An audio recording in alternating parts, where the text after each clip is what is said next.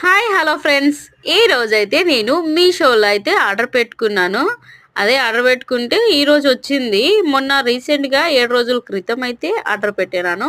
ఆ టైం 7 రోజులు ఇస్తారు, కానీ 5 రోజుల లోపలనే 6 రోజుల లోపలనే వచ్చేస్తుంది ఏ వస్తువు అయినా సరే. అయితే నాకు ఈ రోజైతే వచ్చింది. ఇంకా అదే ఓపెనింగ్ చేస్తున్నాను ఏంటిదో అనేసి. చూడండి, అమ్మ బాబాయ్, గింత చిన్న వస్తువుకు ఎంత పెద్ద చుట్టిండ్రో చూడండి. అవి పిల్లలైతే చాలా ఆడుకుంటారు. పట్ట పట్ట సప్పుడు వస్తుంది కదా దాంతోని. అది ఏంటిదంటే మనకు అదే పాపిడి బిల్ల అండి.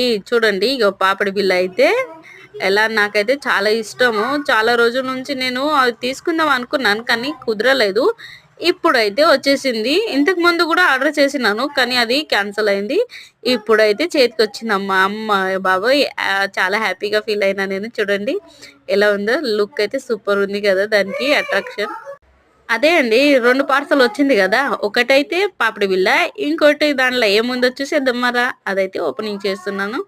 చాలా చిన్న వస్తువుకైతే పెద్ద బాక్సింగ్ అయితే ఇక పార్సల్ చేసిస్తారు. ఇంకా ఎక్కడైనా ఇంకా ఎందుకు మంచిగా పార్సల్ చేసి బాక్సులు మంచిగా వేసిస్తారు. అవి అయితే ఎలా వేసిస్తారో అలానే వస్తుంది, ఎక్కడ మిస్ కాకుండా.